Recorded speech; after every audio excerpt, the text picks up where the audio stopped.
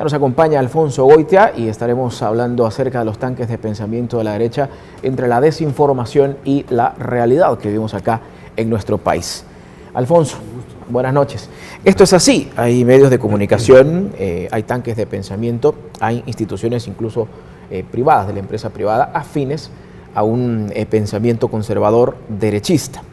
Esta maquinaria que es grande en el país, que posee los recursos que quieran, lo podemos llamar así, se encargan de ir desviando la mente de la población a través de temas de agenda que ellos posicionan, a través de algunas otras situaciones que van tratando de minar lo que en realidad se está construyendo. Y no solo es en nuestro país, esto también pasa en Latinoamérica, es un poco de lo que se está tratando también en este foro de Sao Paulo. Pero, ¿cuál es la situación? ¿Por qué lleva a esto?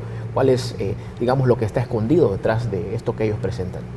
Bueno, precisamente en el caso de El Salvador, por ejemplo, hay sectores conservadores y de derecha vinculados a instituciones académicas o tanques de pensamiento, periódicos digitales, bueno, la misma prensa conservadora que conocemos, que tratan de desfigurar la realidad económica del país. Uno de los temas, digamos, que lo han desfigurado es el tema del crecimiento económico, el tema del bajo crecimiento, tratando de mostrar que este gobierno, los gobiernos de izquierda, gobiernos progresistas, como el caso de El Salvador, no han tenido la capacidad de remontar esto, o sea, hacer que crezca más la economía. Cuando no analizan, o mejor dicho, o se olvidan de qué cosas se construyeron durante 20 años. O sea, la debilidad y la fragilidad de la economía salvadoreña está asociada a las políticas que desmontaron la estructura productiva de este país durante esos años. De hecho, obviamente con una política de privatización le quitaron capacidad de ingresos al Estado para poder desarrollar acciones mucho más fuertes. En el caso de la apertura comercial, también generaron impactos negativos hacia pequeñas o medianas empresas en el país.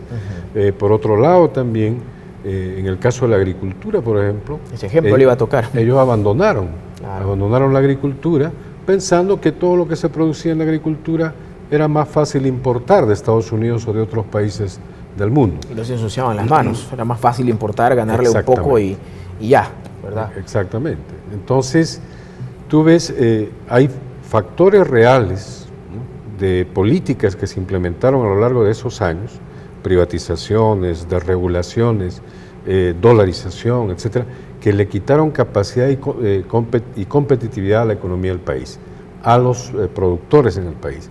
Entonces, por lo tanto, ellos saben eso. Ellos saben que esas son las causas esenciales de las tendencias de bajo crecimiento, porque la economía tiene bajo crecimiento desde mediados de los años 90 del siglo pasado. No es nada nuevo eso.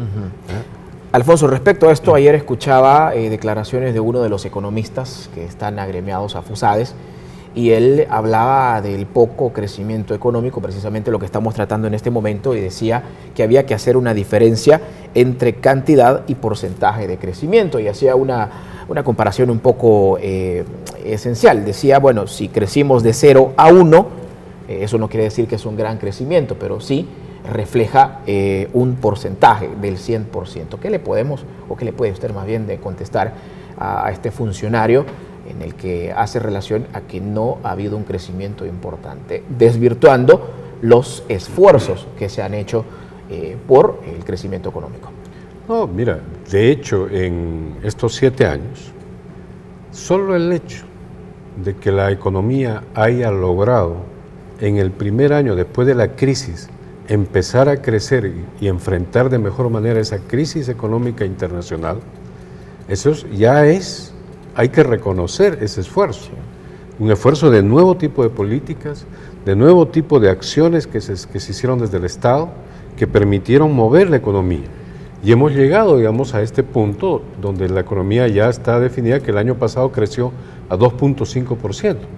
Obviamente no es el crecimiento mejor que quisiéramos, claro, ¿no?, pero es un crecimiento importante existen grandes posibilidades de que ese crecimiento sea sostenible en el mediano plazo y por lo tanto esta economía empiece ya a salir de esa famosa tendencia de bajo crecimiento. Entonces yo creo que hay cosas que se deforman de alguna manera por estos sectores conservadores. Y precisamente lo que hemos estado hablando en este momento, la desinformación y el tratar de llevarle medias verdades a la población a través de toda la maquinaria y de sus medios de comunicación. Alfonso, muchísimas gracias por esta reflexión económica.